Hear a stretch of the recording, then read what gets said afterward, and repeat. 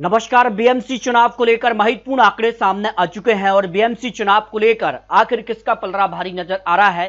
BMC चुनाव को लेकर ओपिनियन पोल के आंकड़े सामने आ चुके हैं और बीएमसी चुनाव को लेकर बात किया तो बीएमसी चुनाव से पहले यहां पर 20 साल बाद यहां पर राज ठाकरे और उद्धव ठाकरे एक साथ आए हैं और बीएमसी चुनाव में क्या दोनों मिलकर कुछ बड़ा करने जा रहे हैं, इसको लेकर बात करेंगे। आखिर किस प्रकार के आंकड़े ओपिनियन पोल के सामने आ रहे हैं। लेकिन बीएमसी चुनाव को लेकर बात की जाए तो यहां पर जो बड़ा सवाल है कि बाला साहेब ठाकरे की विरासत पर जो दावा करने कर जो लड़ाई है, अगर बात की जाए तो यहां पर शिवसेना उद्धव गुट और एमएनएस साथ आते हैं तो यहां पर किसका समर्थन यहां पर लोग करते नजर आएंगे। क्या शिवसेना में उद्धव गुट और एमएनएस, या पर बात की जाए तो एकनाथ शिंदे शिवसेना के साथ लोग होंगे। तो यहां एकनाथ शिंदे शिवसेना के साथ यहां पर जो है 26% लोग यहां पर साथ दे सकते हैं, जबकि उद्धव ठाकरे और राज ठाकरे एक साथ आए तो 52% लोग मान रहे हैं कि यहां पर जो है उनका समर्थन कर सकते हैं, कह नहीं सकते हैं 21%। और यहां पर बात की जाए तो मराठा वोट काफी महत्वपूर्ण हो जाता है, क्योंकि मराठा वोट बैंक ही तय करेगा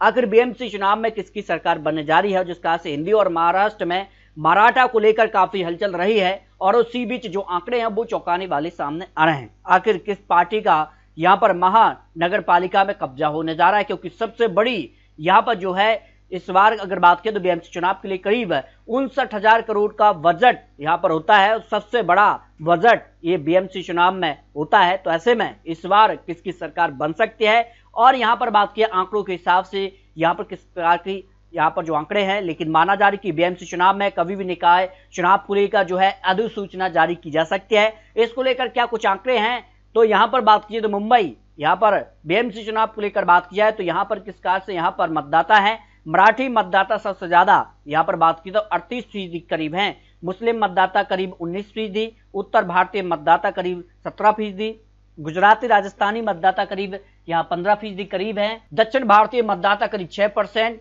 और सिंधी बांग्ली फारसी आदि मतदाता करीब 2% के करीब है। कुछ अन्य भी मतदाता आ जाते हैं। तो ऐसे में महाराष्ट्र में किस काज से बीएमसी चुनाव को लेकर तैयारी है, तो बीएमसी चुनाव को लेकर कुछ महत्वपूर्ण सवाल भी सामने आ रहे हैं। बड़ा सवाल ही कि यहाँ पर मुंबई कर के रूप में कौन सा मुद्दा यहाँ पर ज्यादा प्रभावी देखने को मिलेगा। तो यहाँ पर जो गड्ढों की समस्या है वो 19% लोगों की एक बड़ी समस्या है।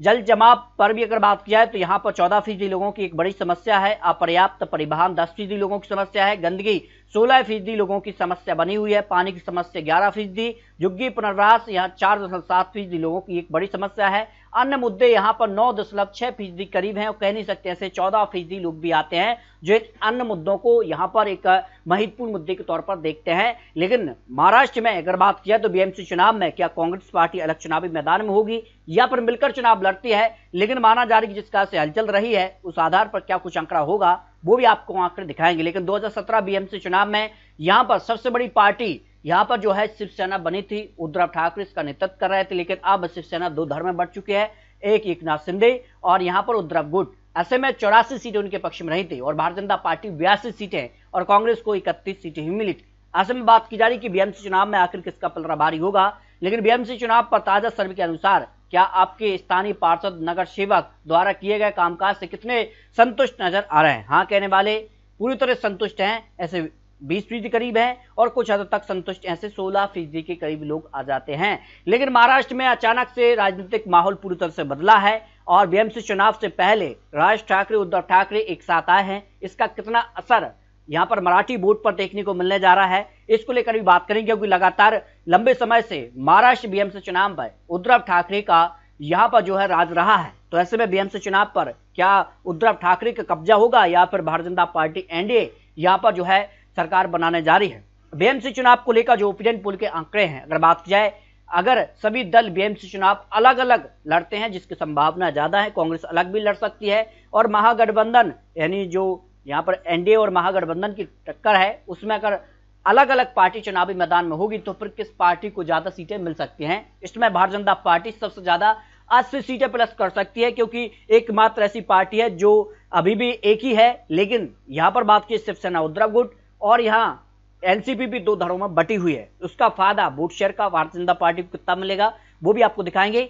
यहाँ पर शिवसेना शिंदे गुट को यहाँ 42 सीटें मिल सकती हैं, कांग्रेस पार्टी को यहाँ पर 12 सीटें और एनसीपी अजित गुट को करीब 6 सीटें, शिवसेना उद्धव ठाकरे को 55 सीटें और एनसीपी शरद पवार को यहाँ 10 सीटें यहाँ पर बीएमसी चुनाव पर मिल सकते हैं, जो वोट बाइव का सर्वे सामने आ रहा है। अगर बात की जाए तो इसमें महत्वपूर्ण भूमिका में होंगे वो है एमएनएस यानी राज ठाकरे। 16 सीटें उनके पक्ष में जा सकती हैं और अन्य दल को 7 सीटें मिल सकती हैं। अगर 16 सीटें यहाँ पर बात की जाए और यहाँ पर शिवसेना उद्धव गुट और यहाँ पवार की 10 सीटें मिला ली जाए तो फिर मामला यहाँ पर उलट सकता है। कांग्रेस की 12 सीटें भी महत्वपूर्ण हो जाती हैं। तो ऐसे में मानना जा रहा है कि बीएमसी चुनाव में क्या गठबंधन होंगे या फिर अलग अलग होकर चुनाव लड़ते हैं, वो काफी महत्वपूर्ण हो जाता है। अगर गठबंधन में चुनाव लड़ते हैं तो बीएमसी चुनाव को लेकर यहाँ पर जो है सबसे बड़ी पार्टी भारतीय जनता पार्टी जरूर बनेगी, लेकिन शिवसेना, यहाँ पर उद्धव ठाकरे, यहाँ पर एनसीपी शरद पवार, कांग्रेस पार्टी और एमएनएस अगर एक साथ यहाँ पर चुनाव लड़ते बीएमसी चुनाव तो फिर यहाँ पर उद्धव ठाकरे